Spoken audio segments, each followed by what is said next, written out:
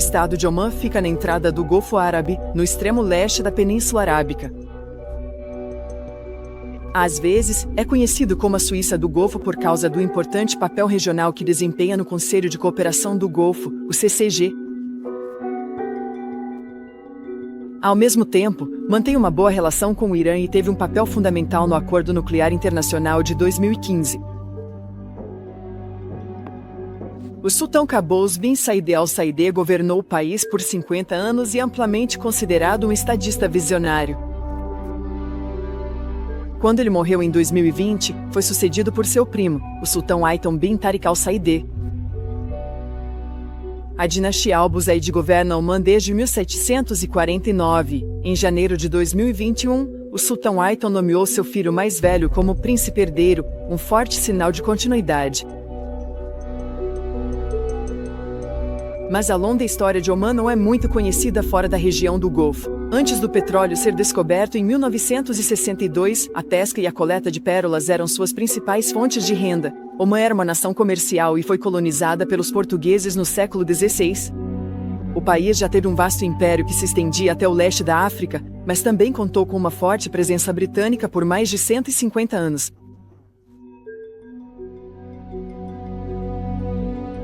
Neste filme, revisitamos os últimos 500 anos da história de Omã, de tribos, guerras, rebeliões e colonização, e exploramos como e por que Omã ainda desempenha um papel regional importante hoje em dia.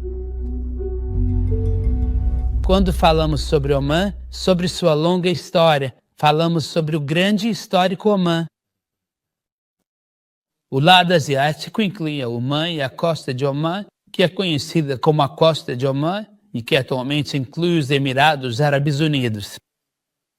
Além de várias áreas localizadas na extensa costa oeste de Paris, que originalmente faziam parte do território de Omã, além das longas e belas costas do Paquistão. Shamil Atadi, ele vai bordar toda a longa e extensa costa leste da África, do norte do Cabo Horn até o sul de Dajado, nas proximidades das fronteiras de Moçambique.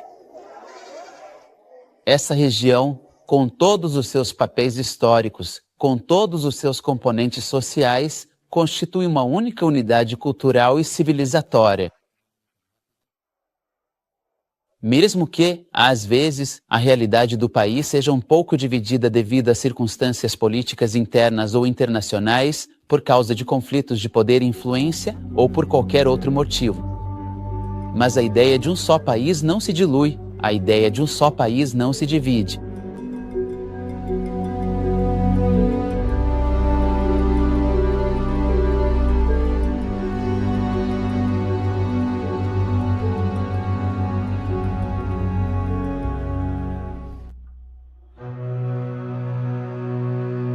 Pessoas vivem no que hoje é Omã desde os tempos pré-históricos, há mais de 100 mil anos. Tribos começaram a migrar para cá do vizinho Iêmen por volta do primeiro século da Era Comum.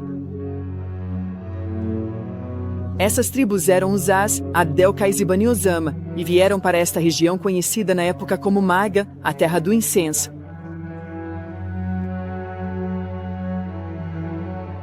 Em uma migração separada, tribos também vieram do norte da Península Arábica, como os Nasri, ou Adnanitas, conhecidos como os Árabes do Norte.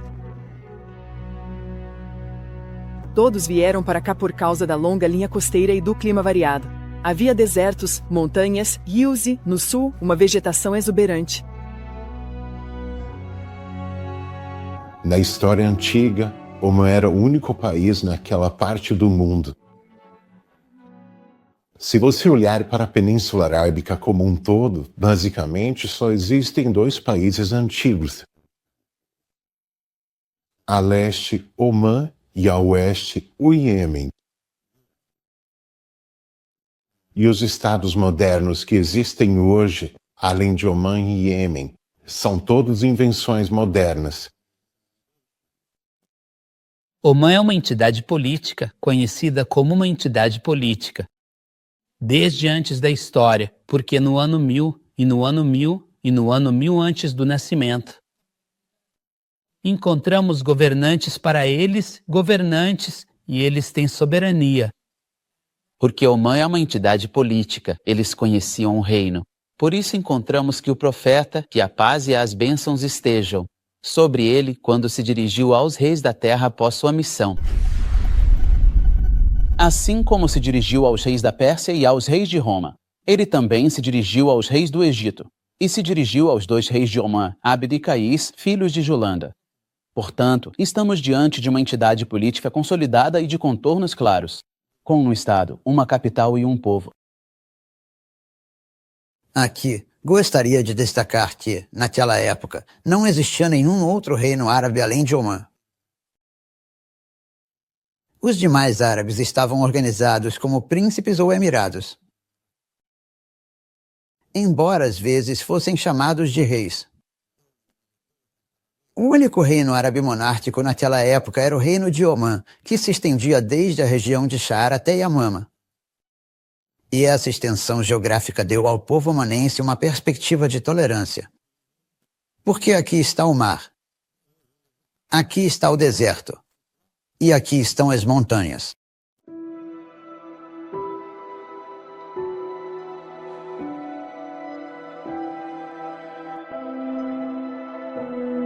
O que você acha que é a parte mais importante para entender a história de Omã? Isso fez de Omã um lugar importante. Ameaças à sua história. Podemos voltar ao 3º milênio antes de Cristo, quando Omã já comercializava por toda a Índia Ocidental e o Oceano Índico.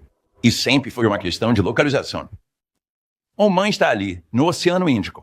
Se beneficia do sistema de monções. E isso realmente é um dos pontos importantes. Fatores que você precisa ter em mente ao longo de toda a história de Omã. Agora, quando chegamos ao... E isso, claro, foi o que trouxe os portugueses para Omã.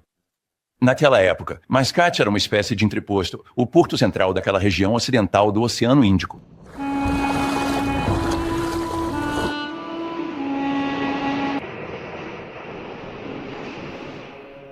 O controle dos portugueses se baseava em um ponto estratégico importante, talvez até hoje na era moderna, que é o domínio das rotas comerciais globais que controlam o mundo. O controle das saídas marítimas e dos portos.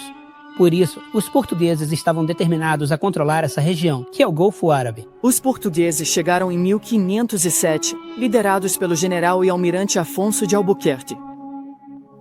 Em 2 anos, eles ocuparam portos e cidades ao longo de toda a costa do atual Omã e dos Emirados Árabes Unidos. Eles construíram fortificações para consolidar sua colonização desde as ilhas Al-Alania, no sul, até Ras al-Ad Mascate, e ao norte até Corfatan e a ilha de Hormuz.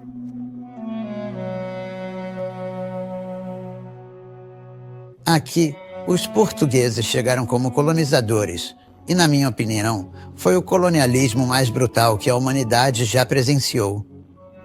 Porque foi um colonialismo que usou muita violência, com queima, extermínio e outras atrocidades. As casas foram destruídas, mesquitas foram demolidas, e muitos foram levados como prisioneiros. E aqueles que não conseguiram capturar sofreram ainda mais violência e crueldade.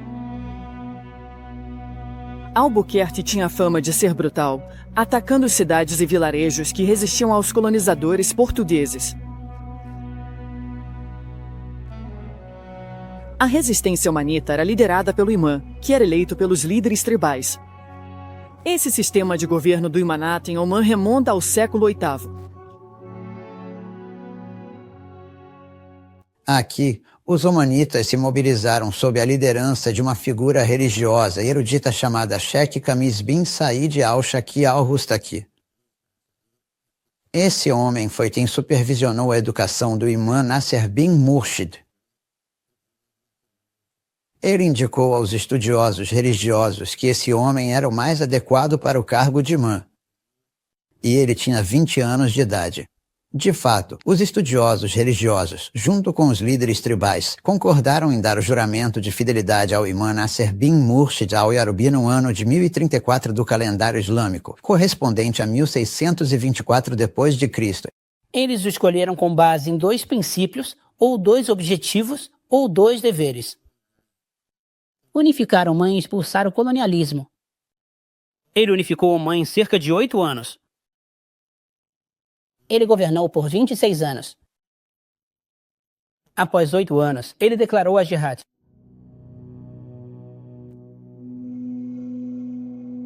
Então, as diferentes facções tribais de Omã se uniram em 1624 sob Nasser bin Murshid, o primeiro irmão omanense da dinastia Yorubi. Ele unificou as tribos contra o inimigo comum, os portugueses. Os omanenses gradualmente expulsaram os portugueses dos portos, restando apenas Mascate e Mutra nas mãos dos colonizadores. Quando Imam Nasser morreu em 1649, seu primo e comandante do exército, Sultan bin Saif, o sucedeu. Esse exército era um exército forte que conseguiu expulsar completamente os portugueses de suas posições. E outro ponto muito importante que influenciou esse período foi o surgimento do que se chama de um excedente populacional, ou seja, um grande número de omanenses. A capacidade de expulsar os portugueses do litoral se deu através do chamado excedente populacional, que se dirigiu para a costa e conseguiu incendiá-la, levando à eliminação da presença portuguesa em Omã com a libertação de Mascate e Mutra. Isso aconteceu no ano de 1650 d.C.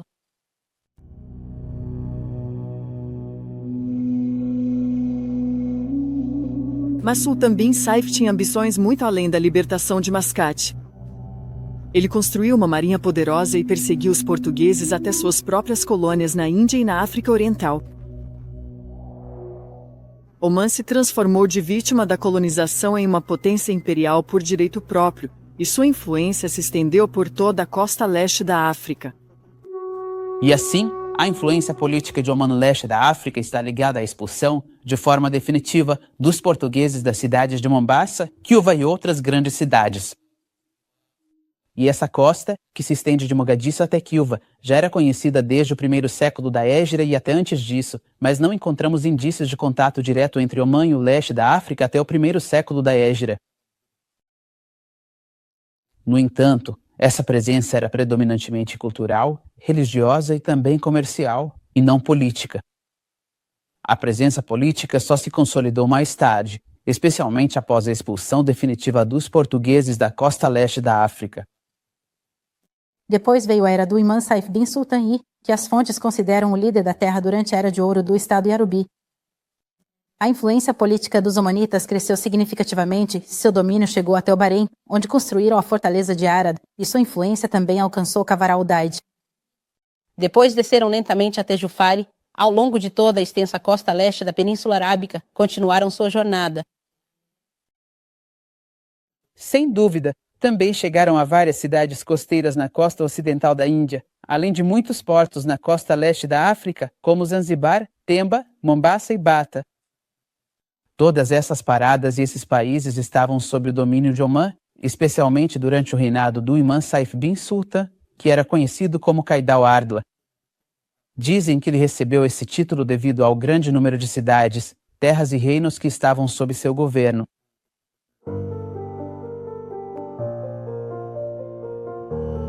Sob o domínio dos Yarubis, o território de Omã continuou a se expandir, e sua marinha e suas frotas mercantes. Muitos anos depois, o diplomata britânico Samuel Barré-Miles escreveu: os Yarubis se tornaram soberanos de fato do Oceano Índico, e seus navios espalharam medo nos corações dos europeus por mais de 1 século e meio. Mas isso não duraria.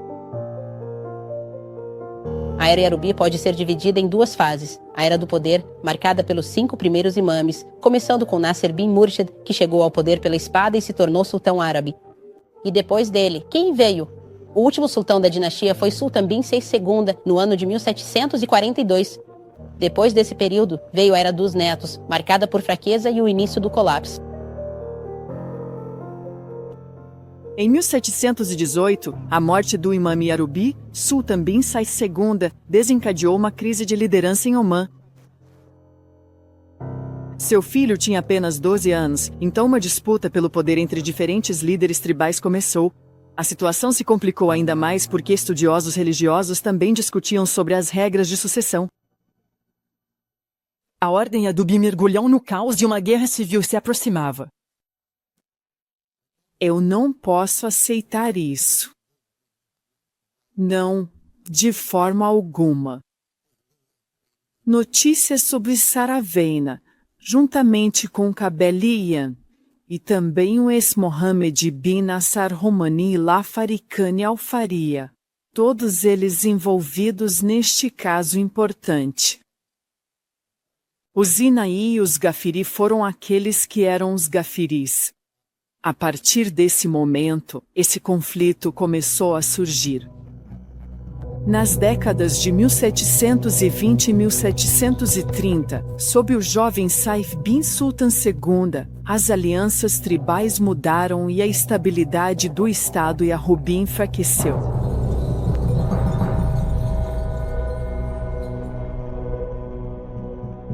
Este mapa, de depois, mostra as principais tribos omanitas. Na década de 1730, os dois grupos em guerra eram Al-Inavi e Al-Gafiri. Nós definimos Oman. Então, ele foi Iane, Nonde, e como matar foi preenchido um cânon, Fulani, depois Acron, homem, para o lugar dos Umani, por exemplo, em Adramout não há, mas há em Zofar. O mesmo do outro lado, na costa de Umani, mesma história. Dois grupos tribais famosos, Cavazim e Banias. Dividiram-se, são os Inaí, Bani Inaí e agora. O cheque de Abu Dhabi vem de uma tribo árabe iemenita. E é sim ele, fica do lado do Zenavi. Ele desempenha um papel ativo nessa guerra civil? Não muito, mas, novamente, é quase uma questão de identidade étnica sobre onde sua família em particular se originou. No meio desse conflito, Saif bin Sultan, o mais jovem, causou um incidente muito sério, que foi o uso de forças estrangeiras em seu conflito interno. Essas forças estrangeiras são, ou seja, do Estado persa. Adulto, Saif bin Sultan II buscou ajuda externa. Mandou mensagem a Nadir Shah. Em 1737, o Shah mandou resgate, mas virou ocupação. Os persas tomaram Corfaca, Ras al-Khaimah, Mascate. Contra os portugueses, omanitas resistiram e um novo líder surgiu, Ahmad bin Saif al. Nesse caso, Ahmad bin Saed al-Buzaidi, que era o líder de Suar, foi o alvo das invasões marítimas. Então, Ali, Ahmad bin Saed, o líder de Suar, foi o maior defensor contra a presença persa. Ele matou os colonos persas e conseguiu expulsá-los um a um de Suar, Dalfar, Barca e, finalmente, de Mascate. Por isso, os omanitas decidiram torná-lo seu líder. Após 5 anos da opinião dos estudiosos, eles o elegeram como imame e ele foi bem-sucedido na eleição. Estudiosos foram a Rustaca. Ahmad bin Saed foi imame da Cafa de Oman em 1749 e tornou-se monge. E que o imame Ahmad bin Saed se tornou o imame evidente da Cafa de Oman. A eleição de Ahmed bin Said al-Buzaidi em 1749 tinha como objetivo unificar o país. Ele governou por 34 anos e foi o primeiro da dinastia al-Buzaidi, que ainda governa Oman até hoje. Mas ele não teve tudo do seu jeito e enfrentou uma oposição séria da tribo Cavazim no norte. A costa de Oman, essa região, também se estende até o que hoje é os Emirados Árabes Unidos. Antes de ser os Emirados Árabes Unidos, era conhecido como os Estados da Trégua, ou a Costa da Trégua, mas antes disso era chamado de Sahel. Oman, a costa de Oman, porque essa região faz parte geograficamente de Oman. ao longo de sua história.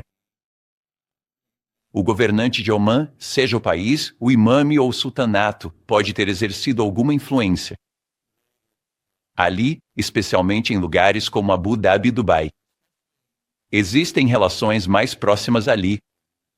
Quando você vai para o norte, onde a tribo Qawazin domina, sempre houve uma boa dose de tensão e tem sido difícil para os omanitas controlarem esse território em particular. Qawazin é uma tribo árabe Qawazin, que se espalhou em Omã de Ras Al Khaimah até Sur. Eles se espalharam por Omã. Eles são diferentes em sua linhagem. A primeira coisa que veio à mente foi a Península Arábica, onde eles participaram da expulsão dos portugueses com o imã Nasser al-Murshid. E, aliás, a primeira área que foi libertada de Omã foi essa área, a região de Jufar, ou a cabeça da tenda. Essas tensões continuaram e chegaram ao auge no final do século XVIII. A tribo Qawazin, no norte, se rebelou contra o governo da dinastia Al-Busaidi. Os Qawazin achavam que eram poderosos, que tinham uma boa reputação e queriam se separar. Quando uma pessoa se sente forte, mesmo hoje em dia, ela gosta de formar uma entidade independente para si mesma. Esse é um conceito político que é conhecido atualmente. Eles estavam do lado dos Qawazin porque estavam do lado da geografia omíada. Eles poderiam ter sido independentes do Estado omíada. Ahmed Ibn disse que lutou contra eles e realmente controlou aquelas áreas. Eles já não estavam mais no comando. Depois, o poder dos Qawazin surgiu na era de seu filho, Said Sultan bin Ahmed bin Said. Além disso, Said Sultan bin Ahmed bin Said lutou contra eles, e dizem que ele também exterminou essa tribo.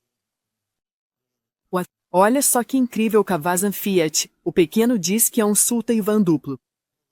Os britânicos estavam interessados no comércio, assim como os omanitas. Eles não estavam particularmente interessados em controlar territórios.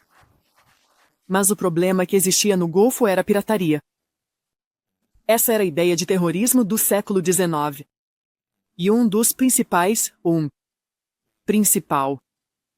da pirataria era o grupo chamado Blossom, da região de Oman costeiro, Sahel, Oman, então isso.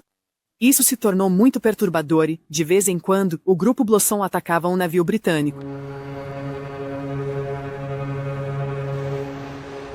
Os britânicos queriam controlar essa região para conter a influência de outros países europeus e o poder marítimo de Omã. Seus tratados com Omã e outros estados emergentes do Golfo dominariam a região pelos próximos 150 anos.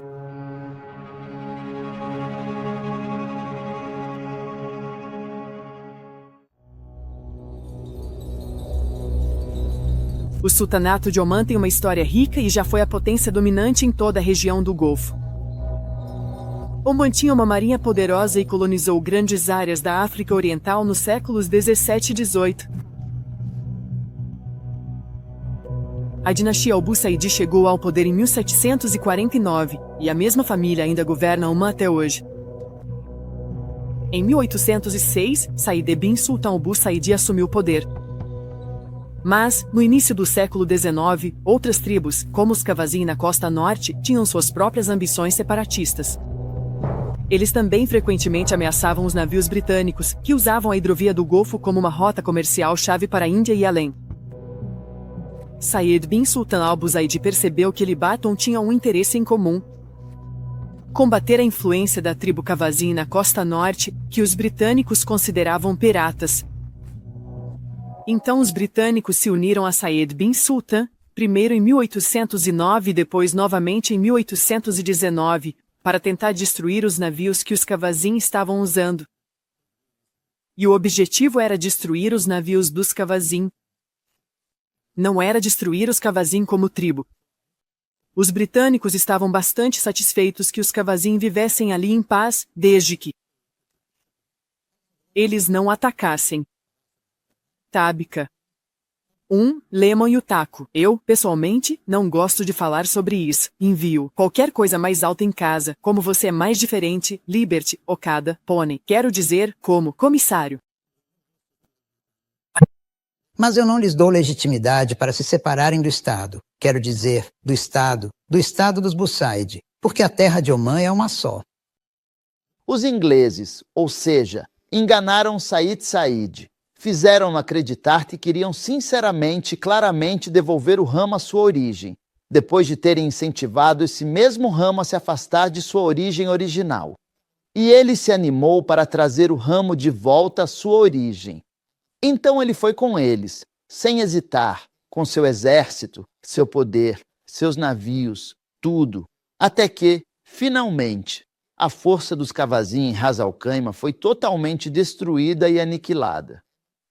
E seus navios foram queimados aos dezenas, suas fortalezas destruídas e seu emir morto. Mas depois, quando Said Said começou a dar sinais de que queria recuperar o controle, eles disseram para ele: não, você não tem nada a ver com isso. Essa costa se separou de você e não tem mais ligação com você. Esse foi um momento decisivo e muito importante na história da região do Golfo e ainda tem repercussões até hoje. Em 1820, os britânicos, com seu poder naval avassalador, negociaram um tratado com os sheiks tribais das costas do norte. Essa aliança acabou com a ameaça ao transporte marítimo britânico, e a partir desse momento, a área que eles sempre chamaram informalmente de Costa dos Piratas passou a ser conhecida como Costa da Trégua.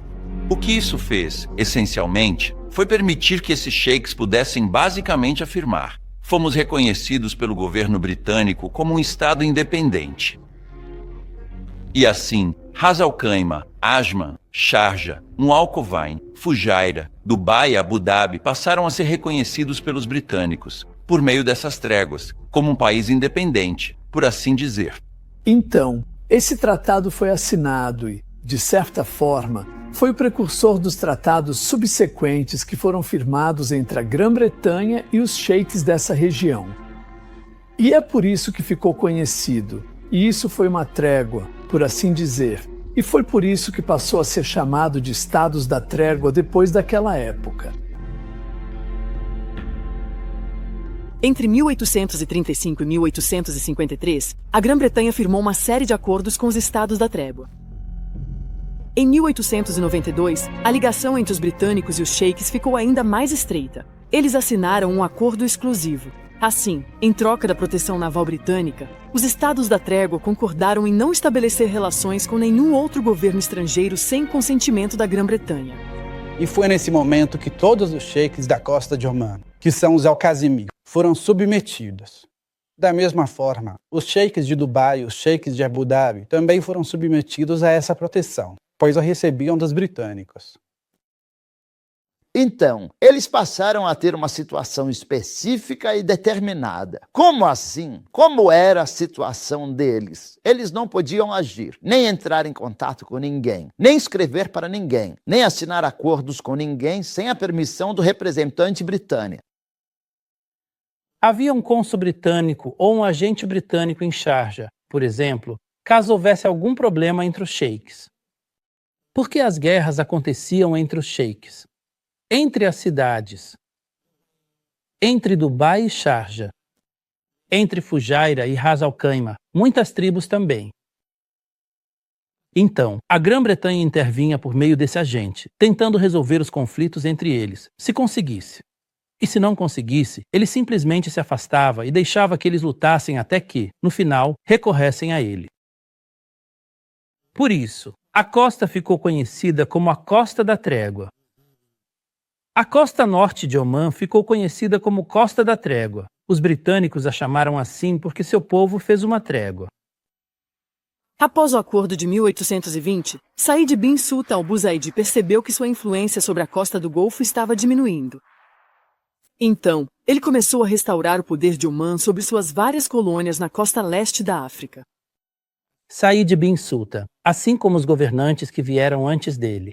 Ele se esforçou ativamente para fortalecer a influência omanense na região da África Oriental, realizando diversas campanhas militares com esse objetivo. Em 1828, Said liderou pessoalmente uma expedição para a África Oriental com o objetivo de consolidar ainda mais seu poder, especialmente Mombasa. Depois, ele visitou Zanzibar e permaneceu lá por aproximadamente 3 meses, antes de retornar a Omã.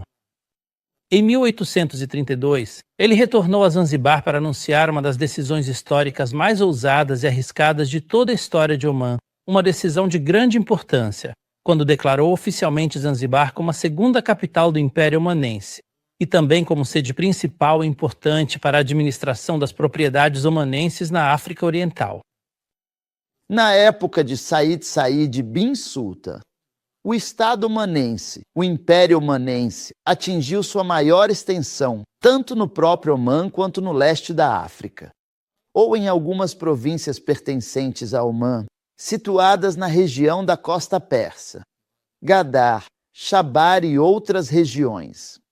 No lado asiático, incluía o atual Omã e também partes da costa de Omã, que mais tarde ficou conhecida como a famosa Costa da Trégua, abrangendo, atualmente, toda a região que corresponde aos Emirados Árabes Unidos. Quanto à parte africana, Omã se estendeu para abranger a Somália, o Quênia, a Tanzânia e as ilhas em frente a essas regiões, chegando até o interior do continente africano.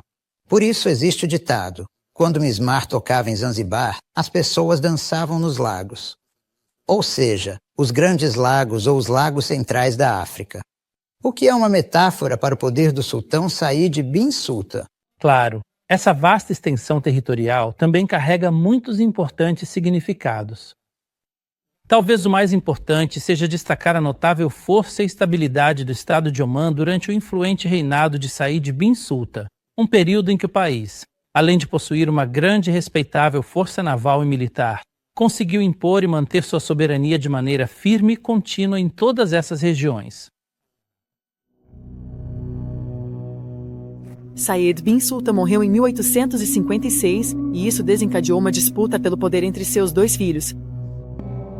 Os britânicos intervieram e o governador-geral da Índia mediou um acordo em 1861, conhecido como Prêmio Canning.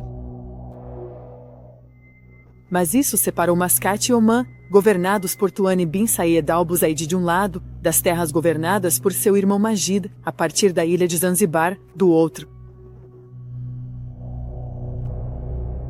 O Prêmio Canning obrigava Magid a fazer um pagamento anual ao seu irmão em Omã, o que continuou por vários anos. Quando Magid eventualmente parou de fazer esses pagamentos, isso causou dificuldades financeiras em Mascate e Omã. Claro, a Grã-Bretanha aparentemente estava interessada em o Império Otomano ou o Estado Otomano. Mas, pelo contrário, o objetivo era, na verdade, dividir ou até mesmo fragmentar esse império ou esse Estado grandioso, especialmente porque sentia claramente sua força notável no mar. Porque a frota otomana nas costas da Índia e da Arábia, durante a primeira metade do século XIX, ocupava, em termos de influência, o segundo nível de poder. E em tamanho, ficava atrás apenas da frota britânica. A Grã-Bretanha, ou o colonialismo, não quer a monarquia, mas sim apenas observa o que está acontecendo ao seu redor de forma tranquila.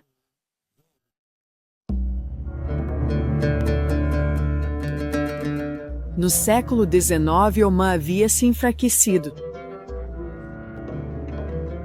Influência norte da trégua. Tensões internas sérias haviam crescido entre o sultão na região mais secular de Mascate e os líderes do interior mais religioso. E a presença britânica contínua continuava a minar o poder do sultão em Mascate. Em 1888, Faisal bin Sultan tornou-se governante e em 1891 assinou outro acordo com a Grã-Bretanha, tornando Omã protetorado britânico. Assim, o país que já governou o Império do Golfo Árabe até a África Oriental viu sua influência cair ainda mais. Em 1913, Faisal bin Turki foi sucedido por Taimour bin Faisal. Mas o jovem novo sultão herdou um país endividado, com tensões internas antigas e, com a entrada de Oman em Marine, uma região que, naquela época, era fortemente dependente do apoio e da influência dos britânicos. Como se isso estivesse impedido de algo do qual não conseguem se livrar, os britânicos achavam que seu poder político não continuaria a menos que sua pressão sobre os sultões continuasse, e a população continuou vivendo em estado de pobreza, sem acesso a recursos econômicos. Por isso, os acordos contínuos que alguns sultões e alguns sardines assinaram com os britânicos agravaram ainda mais a situação econômica. Não podemos dizer que os líderes do Saidin eram fracos, mas sim que foi a situação política em que eles foram colocados. Devo dizer que foi a primeira vez que tive a oportunidade de presenciar um governante que, de fato, não queria o trono que herdou de sua família, resultado do sofrimento realmente intenso e da pressão constante e contínua que sentiu e que sentia dos ingleses. Como resultado dessas pressões, chegamos ao sultão de Said. Abu Sultan Taimour recusou-se a vir para Oman de qualquer forma. Ele poderia ficar fora de Oman por 20 anos. Ele se recusou a vir. Ele faria qualquer coisa que pudesse. Taimour bin Faisal tornou-se sultão em Mascate em 1913. Mas a divisão entre ele e o imame no interior continuou até que os britânicos intermediaram um acordo em 1920. E ele reconheceu a autonomia, mas não a soberania, do interior omani.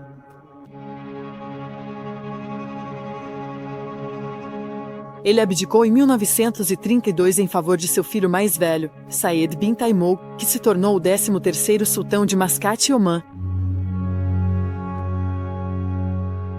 Uma troca de cartas publicada no The Times oferece uma visão sobre o nível de influência e controle dos administradores britânicos na região do Golfo. À primeira vista, parecem ser apenas uma troca simples de notícias e um pedido rotineiro de visto, mas na verdade destacam os complexos protocolos diplomáticos envolvidos ao lidar com os sheikados que tinham diferenças antigas. A primeira carta é do agente político britânico no importante estado de Sharjah para seu equivalente no Bahrein. Ele informa sobre a morte do Sheikh Saif bin Ahmad al-Sharqi, governante de Fujairah, em 24 de dezembro de 1938, e que seu irmão, Muhammad bin Ahmad, o sucedeu. A segunda carta dá continuidade a isso, quando, em 2 de março de 1939, o agente político britânico em Mascate escreve para seu equivalente no Kuwait, buscando conselhos sobre um problema diplomático. O sultão me enviou um passaporte de Mascate, emitido por seu governo para Muhammad bin Ahmad, sheik de Fujairah, para concessão de visto para o Bahrein. O sultão afirma que o sheik é seu súdito e conceder um visto por minha parte equivaleria ao nosso reconhecimento da reivindicação dele sobre Fujairah, de qual local, segundo nossos registros, parece claramente não estar nos territórios do sultão. Por favor, envie suas instruções por telégrafo, pois o sheik quer partir no próximo navio a vapor. O agente político britânico no Kuwait respondeu com um compromisso. Você deve dar a Muhammad, filho de Ahmad, sheik de Fujairah, algum tipo de documento não oficial para permitir que ele desembarque no Bahrein. E assim evitar levantar a questão da soberania de Fujairah. Nos Emirados, embora naquela época não fossem chamados de Emirados, mas no que hoje são os Emirados, os sheiks eram autônomos e independentes, e nesse período não eram muito ricos nem muito poderosos. Alguns tinham lealdade ao sultão de Mascate, e outros, como eu disse, atuavam de forma independente.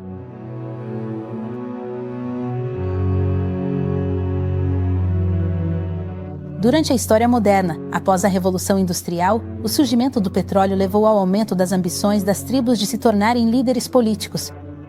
Os ingleses conseguiram, com seu poder político, satisfazer esse desejo dessas tribos e reduziram a distância para qualquer um que quisesse reformar o sultanato do reino de Abu Said.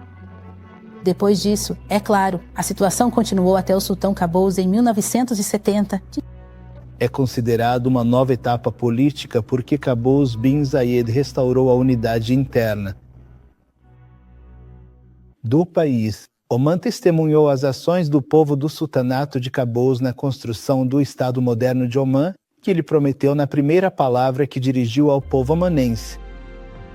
Um evento muito importante aconteceu em 1966. Em 1966, quando o irmão do Sheikh Zayed bin Sultan, Sheikh Bolt, deixou o governo de Abu Dhabi e assumiu o comando do Sheikado de Abu Dhabi. Como é sabido, o Sheikh Zayed, que Allah tenha misericórdia dele, tinha uma grande ambição de reunir esses sheiks em um só país.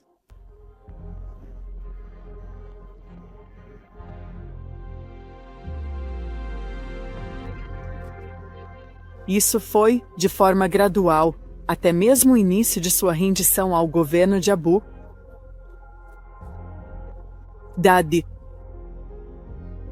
Ao mesmo tempo, o Sheikh Zayed de Abu Dhabi estreitou relações com outros estados cruciais, levando à formação dos Emirados Árabes Unidos em 1971. Mas esse também foi um momento crucial para o Oman moderno. A produção de petróleo começou em 1967, dando ao país recursos para desenvolver sua própria infraestrutura. Em 1970, o novo líder de Oman, o sultão Qaboos bin Zayed Al Zayed, começou a usar essa receita para financiar um enorme programa de liberalização e modernização. Acho que o contexto para o estabelecimento dos Emirados Árabes Unidos é absolutamente. A decisão dos britânicos de deixar o Golfo, que se me lembro corretamente, foi uma decisão tomada em 1967. Como resultado dos cortes no orçamento de defesa britânico naquela época, mas eles só foram implementar totalmente, se não me engano, em 1971. Acho que o governo de Oman reconheceu que os sheikados eram mais ou menos independentes de Oman. Onde havia problemas com quase todos esses sheikados era em relação a territórios. Então você tem, uma disputa com Abu Dhabi em torno de Bahrein. Você tem uma disputa com Dubai em torno de um lugar chamado Wadiat. Você tem uma disputa com Fujairah sobre Dibati. Então, quando os Emirados Árabes Unidos foram fundados, Ras Al Khaimah não entrou imediatamente na nova federação. Houve um curto período de atraso. E acho que esse próprio atraso explica a ambivalência sobre a identidade que existia ali. Então havia pessoas em Ras Al Khaimah que queriam fazer parte de Oman. Havia pessoas em Ras Al Khaimah que queriam fazer parte da nova federação. Então, essa era uma situação muito delicada. E, na verdade, você pode perceber isso se olhar para o mapa dos Emirados do Norte agora, e para a Península de Musandam, por exemplo. Essa era uma área onde o cheque teria lealdade ao governante de Mascate. Mas os outros cheques, eles vinham e iam. Às vezes, eles estavam com o governante de Mascate, às vezes, agiam de forma independente. Outro. Fato que talvez seja um bom exemplo dessa. Ambivalência foi? Por muitos anos, Oman teve um representante nos Emirados, não um embaixador. Novamente, isso refletia ambivalência em relação à identidade. Se você tem um embaixador, está reconhecendo que seu interlocutor, o lugar para onde o embaixador vai te representar, é um lugar estrangeiro.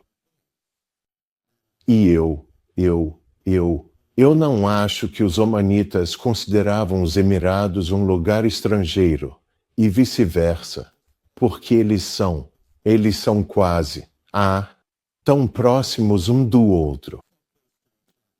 Existe essa mistura entre eles.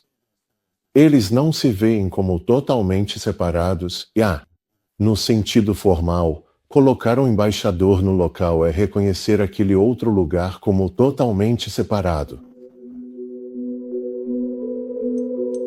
A relação formal da Grã-Bretanha com Oman durou de 1820 a 1971. Embora as opiniões sobre a presença britânica variem bastante, uma comparação entre sua retirada do Golfo e sua saída da Palestina, Egito e Aden destaca a diferença entre o envolvimento britânico aqui e em outras partes do Oriente Médio. Além das forças coloniais, que são principalmente britânicas, e de sua intervenção, controle e influência, o lado interno, por sua vez, também tem um papel? Inglês, mais que ele sabia o que eu fazia em casa para algum operador difícil, Leia Meridua. Essa é a natureza do colonialismo. Essa é uma política permanente. Qualquer tipo de colonialismo, seja ocidental ou não ocidental, não pode ser unido, mas sim dividido. Porque ele não quer criar uma força que possa ser a seu favor. Fet detet red de homo raba, que me amofefe. O que exatamente tinha ontem ela aí? Quero dizer, Borla Laia Al-Saitara. Sim, eu sei como o coração humano e a união democrática com o esforço.